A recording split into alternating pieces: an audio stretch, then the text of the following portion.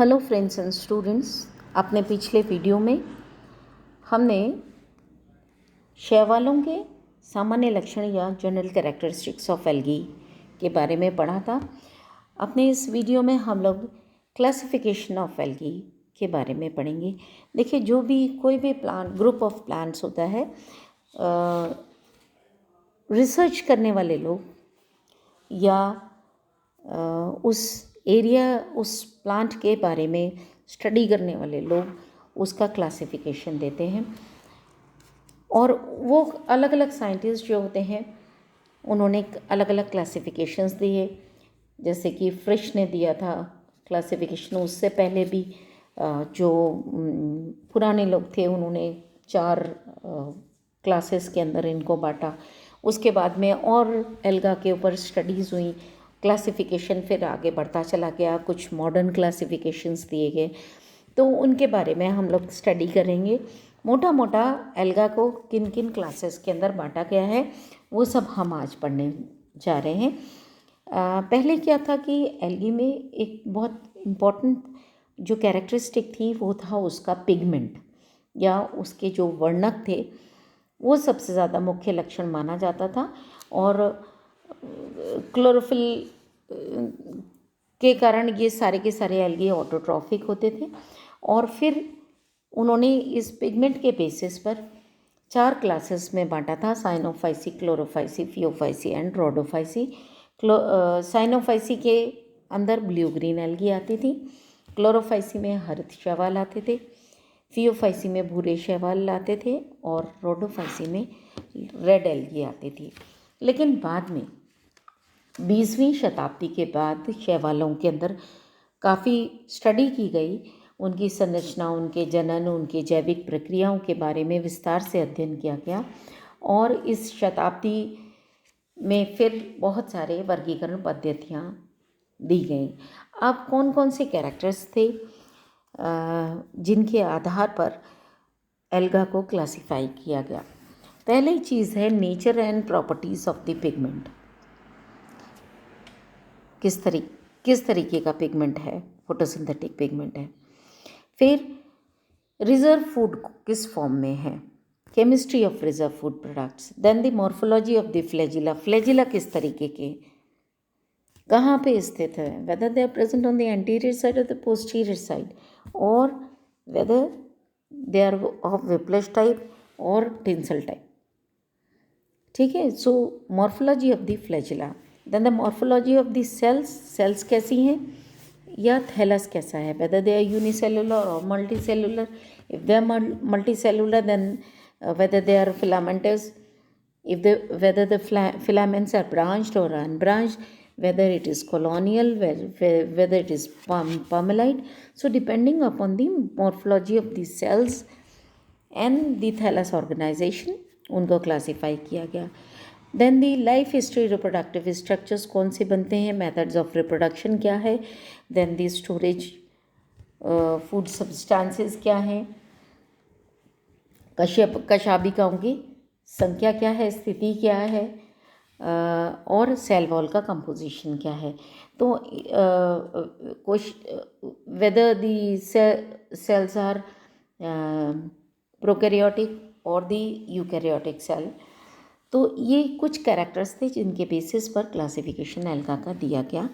और 9 फाइला के अंदर उसको एल्गी को डिवाइड किया गया: रोडोफाइकोफाइटा, जेंथोफाइकोफाइटा, क्राइसोफाइकोफाइटा, फियोफाइकोफाइटा, बेसिलेरियोफाइकोफाइटा, यूग्लिनोफाइकोफाइटा, क्लोरोफाइकोफाइटा, क्रिप्टोफाइकोफाइटा एंड पायरोफाइकोफाइटा। तो ये 9 डिविजन्स थे जिनमें उनको बांटा गया। अब एक एक डिवीजन को लेकर के हम चलते हैं। रोडोफाइकोफाइटा, जिनमें कि रेड एल्गी आती हैं, जिसकी 4000 स्पीशीज़ हैं। जो अधिकतर स्पीशीज़ इसमें मेराइन हैं, समुद्री हैं। और ब्राउन एल्गी से ये रोडोफाइकोफाइटा के जो मेंबर्स हैं वो छोटे होते हैं। ब्राउन एल्गी जो हैं वो सबसे बड़ी होती हैं, उनसे ये छोटी होती हैं और लगभग समुद्र में 200 मीटर की जो गहराई है उस पे ये मिलती हैं। इनके अंदर क्लोरोफिल ए प्रेजेंट होता है, कभी कभी रेयरली क्लोरोफिल डी प्रेजेंट होता है। इसके अलावा फाइकोबिलिन्स होती हैं which are important in light absorbing and they can penetrate deep into the water. उसके बाद सेल्स के ऊपर कैरागिनिन प्रेजेंट होता है which is used in cosmetics, gelatin capsules और कुछ चीज़ के अंदर ये कैरागिनिन प्रेजेंट होता है जो कि इनकी सेल्स के जो वॉल्स हैं उनके ऊपर पाया जाता है। रेड एल्गी जेलिडियम से अगार अगार बनता है जो कि एक जेली है जो कि various researches mainly the tissue culture researches and the pathological researches में अगार अगार का जेल बनाया जाता है और उसके अंदर ग्रोथ हार्मोन्स डाल करके और एक जिलेटिनस मीडियम प्रिपेयर किया जाता है जिस पर कि एक्सप्लांट रखा जाता है। So these are important. Agar agar is important for experimental purposes. ये कुछ फोटोग्राफ्स हैं जो कि रेड एल्गी के हैं। पोरफायरा इस तरीके का दिखाई देता है। इसमें थोड़ा है वो ऐसा दिखाई देता है और पेकिया रोबस्टा में इस तरीके की ब्रांचिंग दिखाई देती है। Now the phylum xanthophycophyta, yellow green algae होती हैं ये। ज़ेंथोफाइट्स जो होती हैं उनकी वॉल्स में सेलुलोज और पैक्टिन पाया जाता है। क्लोरोफिल ए, क्लोरोफिल सी और कभी कभी क्लोरोफिल ई भी प्रेजेंट होता है। जो स्टोरेज है वो क्राइसोलैमिनेरिन होता है के फॉर्म में होता है। Reserve food flagella unequal in length होते हैं। एसेक्सुअल रिप्रोडक्शन सेल डिवीजन और फ्रेगमेंटेशन के द्वारा होता है। वोकेरिया एक वेल नोन मेंबर है इस डिवीजन का जिसके अंदर oogamous टाइप का रिप्रोडक्शन होता है जिसका फीमेल रिप्रोडक्टिव ऑर्गन जो होता है नॉन मोटाइल होता है और मेल रिप्रोडक्टिव ऑर्गन फ्लैजिलेटेड होता है। ये है। और दूसरे इसकी इम्पॉर्टेंट कैरेक्टरिस्टिक है कि ये सीनोसिटिक होता है यानी कि इसमें पट नहीं पाए जाते। This is the oogonium female reproductive organ and this is the antheridium which is the male reproductive organ जो एक हुक की फॉर्म में है। As you can see in this diagram also these green structures are the oogonia and these hook shaped structures are the antheridia. उसके बाद में आता है फाइलम क्राइसोफाइकोफाइटा जो कि गोल्डन एल्गी कहलाती हैं। ये प्रीडोमिनेंटली फ्लैजिलेट्स होती हैं, फ्लैजिली कशाभिकाएँ पाई जाती हैं और कुछ एमीबॉइड्स होती हैं। Photosynthetic pigment chlorophyll a and chlorophyll c होता है। इसमें जो रिजर्व फूड होता है वो क्राइसोलैमिनेरिन होता है और इसके अंदर सिलिका पाई जाती है।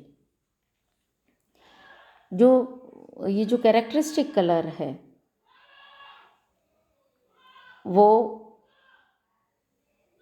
सिलिका जो है ना उसके कारण होता है और ये जो ब्राउन पिगमेंट इसके अंदर प्रेजेंट होता है उसके कारण ये गोल्डन कलर का दिखाई देता है।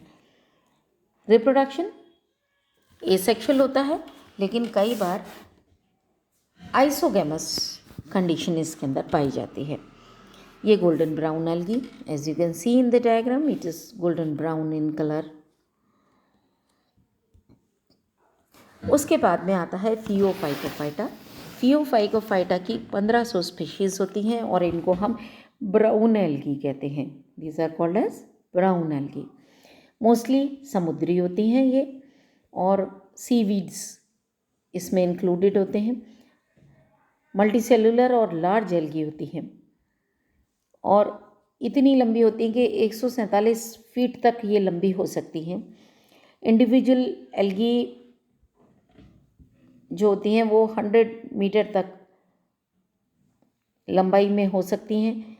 इसमें नीचे एक होल्ड फास्ट होती है, एक स्टाइप होती है, स्टाइप या स्टॉक होता है और एक ऊपर ब्लेड होता है जो कि जिसकी लंबाई बहुत ज़्यादा होती है और इसके अंदर पिगमेंट क्लोरोफिल ए और क्लोरोफिल सी होता है जो कि ये एल्गी जो होते हैं कॉस्मेटिक्स में और मोस्टली आइसक्रीम्स के अंदर इनका उपयोग होता है, और अधिकतर के अंदर होल्ड फास्ट प्रेजेंट होती है, जो कि मिट्टी के अंदर उस एल्गम को उस एल्गा को जकड़ के रखती है, उसको उस आधार पर जमा के रखती है।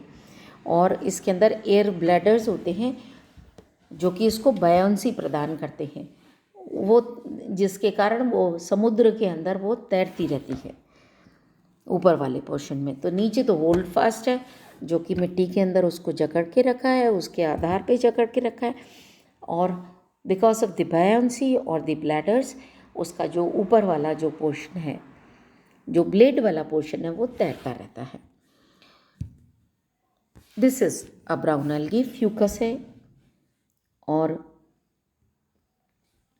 दिस इज नेरियोसिस्टिस, आप देख सकते हैं ये एक आदमी है, और this is the stock stipe of Nereocystis, and this is the blade. Now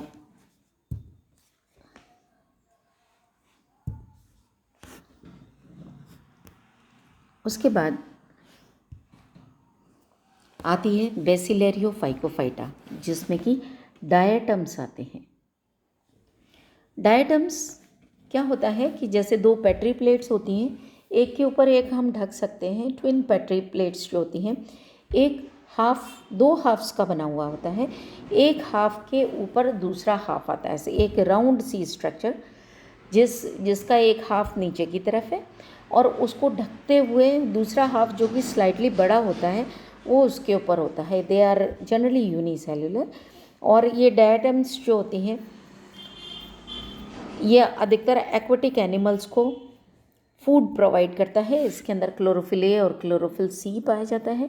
shells of diatoms जो होती हैं, जो मैंने आपको बताया कि टू हाफ्स होते हैं, इनको हम फ्रस्ट्यूल्स कहते हैं। और इनके ऊपर इन शेल्स जो होती हैं वो सेंचुरीज तक ये डिपॉजिट होती रहती हैं, और इनके ऊपर डायटोमाइट कहलाती है, मतलब these shells are known as diatomite. और जब ये डायटम्स, इनके अंदर क्या होता है कि सिलिका का डिपोजिशन होता है, which is a hard material. और कई बार ऐसा होता है कि इतने डायटम्स जमा हो जाते हैं कि वहाँ की जो अर्थ होती है, जो पृथ्वी होती है, वो डायटमेशियस हो जाती है। So this earth is known as the diatomaceous earth, या डायटमाइट कहलाती है ये डायटम्स हैं। वेरी ब्यूटिफुल ऑर्नामेंटेशन, आप देख सकते हैं, बहुत खूबसूरत ऑर्नामेंटेशन होता है। ये जो फ्रेश्यूल है ये ऊपर से इस तरीके की, कितनी तरह की फ्रेश्यूल्स दिखाई दे रही हैं आपको। Various types of ornamentations are there on the frustules. Very beautiful alga. उसके बाद आता है यूग्लिनोफाइकोफाइटा। यूग्लिनोफाइकोफाइटा यूनिसेल्युलर होते हैं, मोटाइल होते हैं, चल होते हैं, और एक फ्लैजिलम होता है जिसके द्वारा वो उनके अंदर गति होती है। क्लोरोफिल ए और क्लोरोफिल बी प्रेजेंट होते हैं। लगभग 1000 स्पीशीज़ होती हैं यूग्लिनॉइड्स की। इनकी बड़ी इंटरेस्टिंग से फीचर होती है कि ये प्लांट लाइक और एनिमल लाइक दोनों तरह की कैरेक्टरिस्टिक्स इनके अंदर पाई जाती हैं। इसके अंदर जो सेल होती है उसमें कॉन्ट्रैक्टाइल वैक्यूल्स होती हैं और फाइब्रिल्स प्रेजेंट होती हैं, और ये भोजन भी बनाती हैं, फोटोसिंथेसिस भी करती हैं क्लोरोप्लास्ट के द्वारा, और ये फैकल्टेटिव ऑटोट्रॉफ्स होती हैं, अविकल्पी स्वपोषित होती हैं। इनके अंदर लॉन्गिट्यूडनल बाइनरी फिशन के द्वारा जनन होता है, और इनके अंदर डोरमेंट सिस्ट बनती हैं। This is the structure of Euglena, you can see this is the reservoir I spot, जहाँ से कि ये फ्लैजिलम लंबा निकल रहा है। दिस इज कॉन्ट्रैक्टाइल वैक्यूल, ये दिस इज फ्लैजिलम, ये आई स्पॉट हो गया। पैरामाइलॉन बॉडीज इसके अंदर पाई जाती हैं। This is a nucleus. Chloroplast है वेल डिफाइंड। पेलिकल, इसकी वॉल जो होती है सेल वॉल होती है, उसको हम, सेल वॉल तो होती ही नहीं है इसके अंदर, सेल मेम्ब्रेन होती है जिसको कि हम पेलिकल कहते हैं। ये कल्चर में यूग्लिना दिखाई दे रहा है। उसके बाद आता है क्लोरोफाइकोफाइटा। ग्रीन एल्गी होती हैं generally, these are green algae.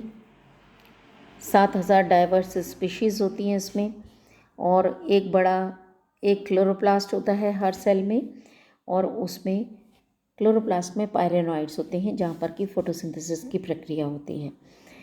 Green algae और लैंड प्लांट्स, इन दोनों के अंदर क्लोरोफिल ए और क्लोरोफिल बी दोनों पाए जाते हैं। कैरोटीनॉइड्स पाए जाते हैं और रिजर्व फूड स्टार्च होता है। So like green plants, green algae also contain chlorophyll A, B, carotenoids and starch as reserve food material. Cellulose होती है, सेल वॉल सेल्यूलोज की बनी होती है, दोनों के अंदर ऐसा होता है। रिप्रोडक्शन एसेक्सुअल मेथड से होता है, आइसोगैमस होता है, और हेट्रोगैमस मीन्स से हो सकता है। ठीक है, हेट्रोगैमस यानी कि मेल और फीमेल गैमेट्स अलग अलग पौधों से आ रहे हैं। आइसोगैमस माने सेम तरह के गैमेट्स होते हैं देखने में, और ये तो हो गया सेक्सुअल रिप्रोडक्शन, और या फिर वो एसेक्सुअल रिप्रोडक्शन होता है। ये कारा है, ग्रीन एल्गा।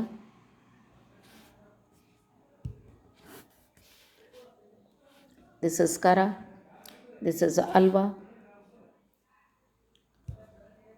उसके बाद आता है क्रिप्टोफाइकोफाइटा।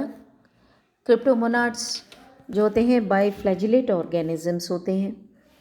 सेल्स स्लीपर शेप होते हैं और फ्लैटेंड होती हैं, फ्लैट होती हैं, चपटी होती हैं। कुछ सेल्स होती हैं उनकी वॉल सेल्यूलोज की बनी होती हैं, कुछ नेकेड होती हैं। एक या दो प्लास्टिड्स होते हैं, या फिर प्लास्टिड्स उनके अंदर पैरेनॉइड्स नहीं होते हैं। रिप्रोडक्शन लॉन्गिट्यूडनल सेल डिवीजन के द्वारा होता है, सूस्पोर्स के फॉर्मेशन के द्वारा होता है, या फिर सिस्ट बनाते हैं। ये क्रिप्टोमोनाज का स्ट्रक्चर है, इसमें 2 फ्लैजिली दिखाई दे रहे। उसके बाद आता है पायरोफाइकोफाइटा। फ्लैजिली एक गर्डल के अंदर अरेंज्ड होते हैं, इंसर्टेड होते हैं, धसे हुए होते हैं एक गर्डल में, और एक सेल से एनसर्कल्ड होते हैं।